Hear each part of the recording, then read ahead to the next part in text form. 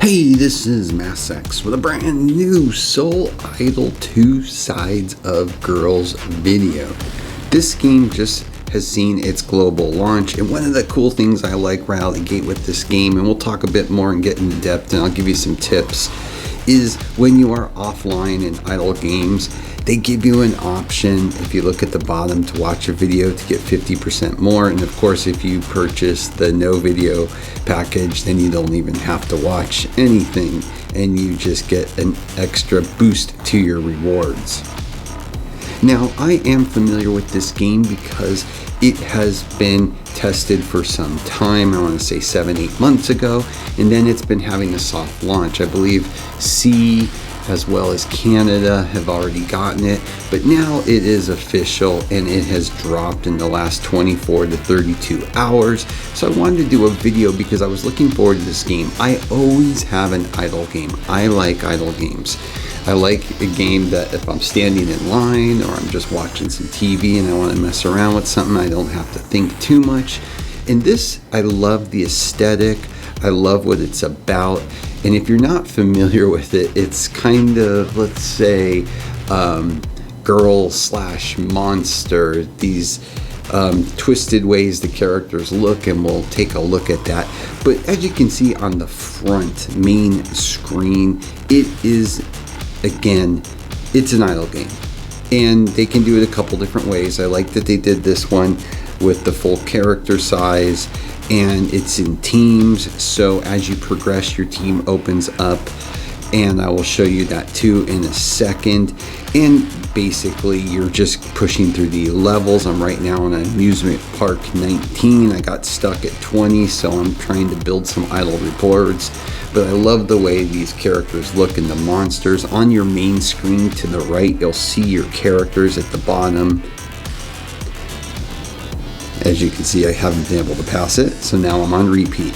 And you have camera angles where you can pull out a little bit more, you can go in a little bit closer, or you can just do what they consider the normal way vision of the entire play field.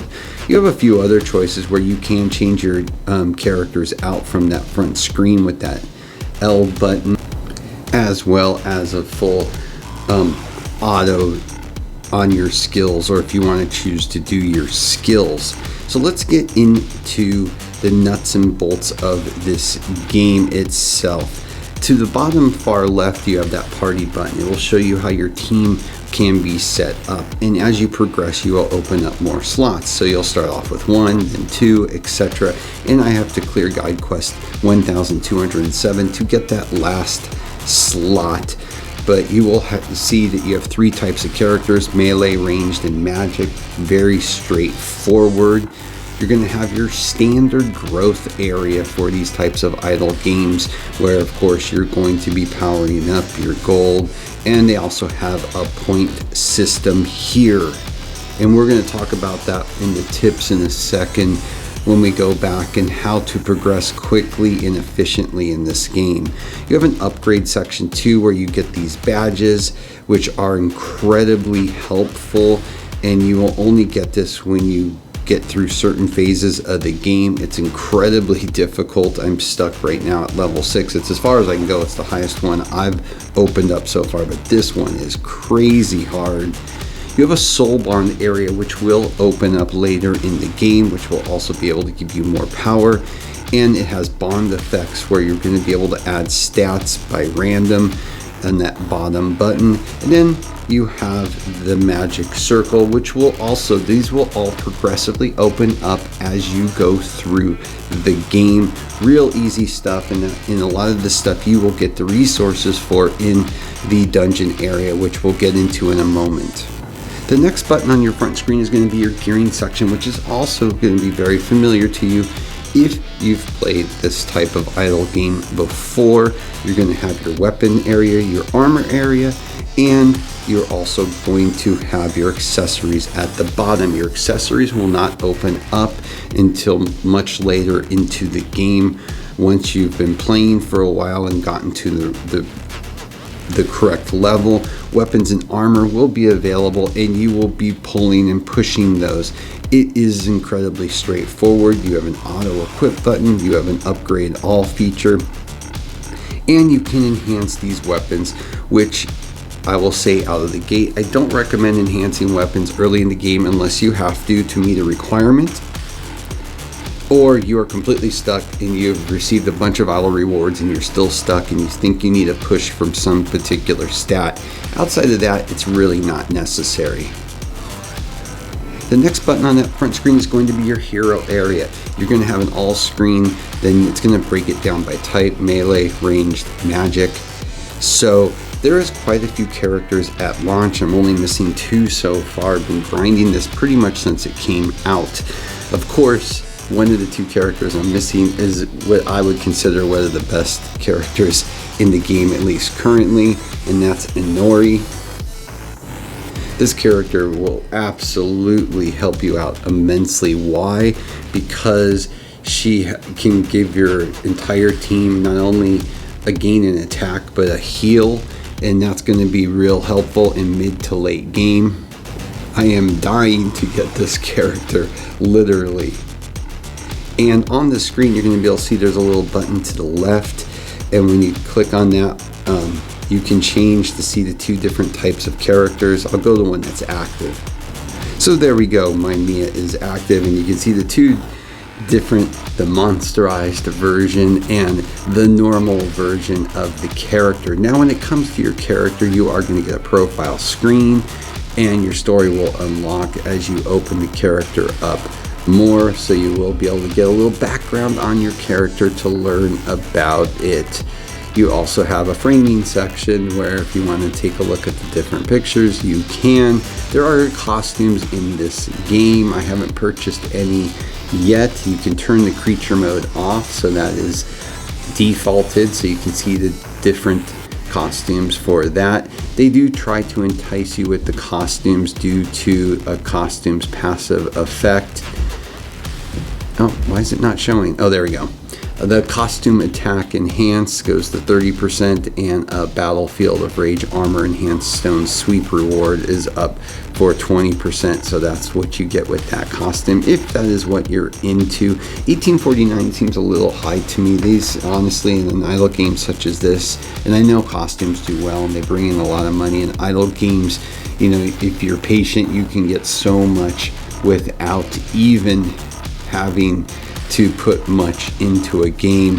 So I think if they probably would have done these somewhere around $7.99, I think to $9.99, I think they'd be way more successful, but I could be wrong. They could be doing good for them so far.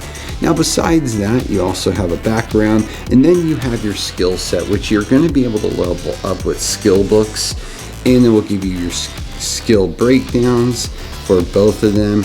And you, of course, are going to want to be building those up. I'm on level 10 for both of those. You also have exclusive equips, which you are going to be able to craft up for your character, specific to that character, which is a nice touch that I really like in this game.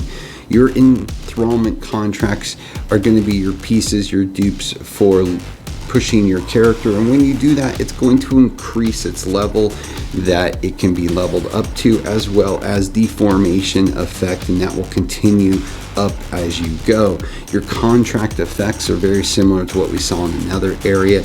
It's by chance. You can give yourself some extra stats. It's really straightforward and easy, but the characters themselves look really nice. I really like the monsterized versions for them. I just think it's a nice touch in this game. It gives it a little different feel and nuance. Kaede is one of the ones I actually like a lot. But looking at the characters, I can tell you there are a lot of very good characters, especially S-ranked characters early in the game. Your character that you're going to start with is IG.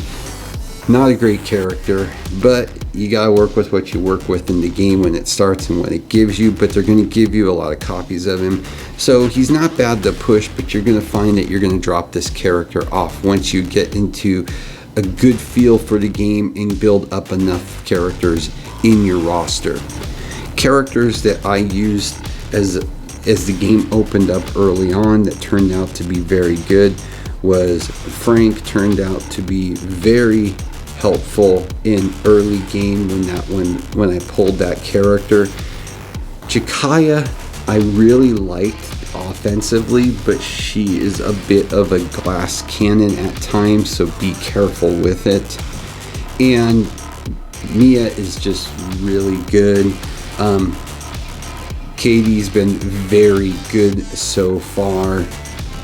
This character has turned out to be one of the biggest surprise. Laka, this character does insane damage. The only issue with this character is it takes a bit of time. I don't know if you've played some games.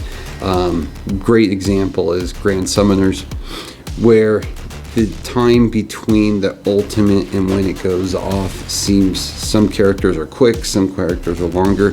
She is like that. It takes a bit of time. She takes the picture, and then it takes a bit before the pictures go off. But man, does she do some serious damage. The next button on that front screen is going to be your relic area. This will open up also as you progress. Pretty self-explanatory on this one. You just pull, you slot them in, boom, you're done. The soul area is linked with one of the areas in the dungeon that I will show you. And speaking of that, next is the dungeon area, where you're going to be able to get a bunch of resources. Right now, as you progress through the game, a different area will open up, and then you will have the main 4. There's another one coming, but not until Guide Quest 884, which I'm almost there. You're going to start off with Battlefield of Fury, and these are just going to give your resources to be able to build those areas that I've been showing you so far. Really straightforward stuff. You play it, it even has an auto advance. You get as far as you can. There's a sweep mode. They make it very simple for you to really progress through those areas.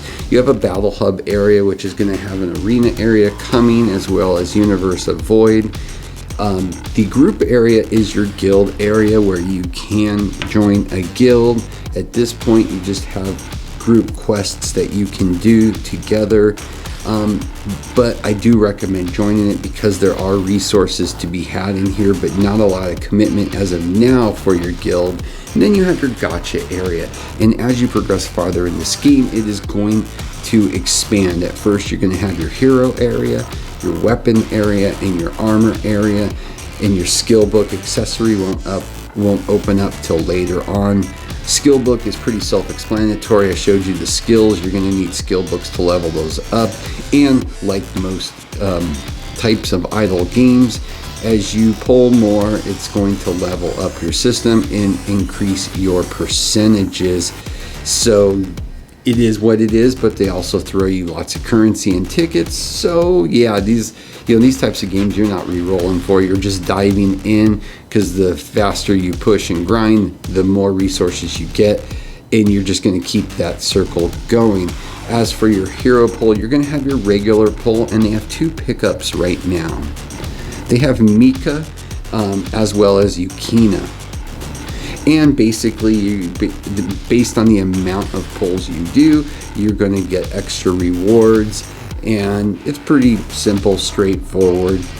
No shocker there. You can do, marrying on what you have tickets that you can purchase. You can also have tickets that you are going to get in game, as well as, of course, your currency, which is universal to be used in all these. As you can see, they all will have an area. If you don't have tickets, which apparently I do, still need to use, but once you run out of tickets, the red currency will be able to be usable throughout. So there is not different currencies for that, which makes it simple.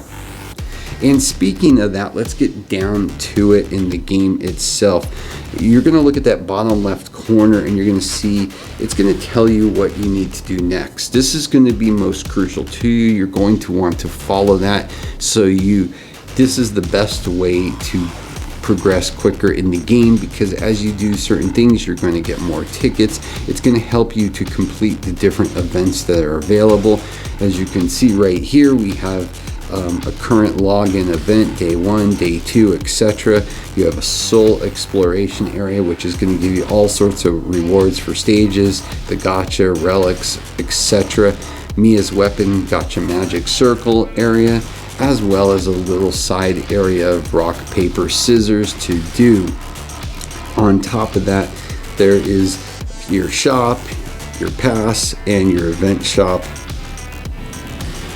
Of course, your standard season passes. You have a level pass, ascend pass, hero pass. That is up to you. But either way, you're still going to get rewards from them, even if you don't activate the pass. But what I would recommend, again, is following those guide quests at the bottom. They are crucial. On top of that, you have a content guide area which will show you those rewards. And on the top, where I just clicked in the upper left area, you have an entire guidebook right there, always on the screen to help you as you progress. If you have any questions, the buffs, different areas, Soul Haven. So that's really nice. I'll also include the Discord link, the Facebook and the Twitter for this game, so you can seek out more help. But I will probably go ahead and follow this up with a little bit more in-depth on the characters. I just kind of wanted to go over it, show the game, give an overview, let people get a taste of it, because I do like it. If you like idle games, if you like something a little bit macabre, a little bit different, a little bit more graphically different than your standard, this may be the game for you. I enjoy the way it looks, so that's why I wanted to play it, and have been kind of on the outskirts of it since it was announced. Touched on the C version when it came out, just to make sure I was still feeling it. I was, but I was waiting until global launched. Let me know your thoughts. With that, as always, please like and subscribe. It helps a lot. Have a great day.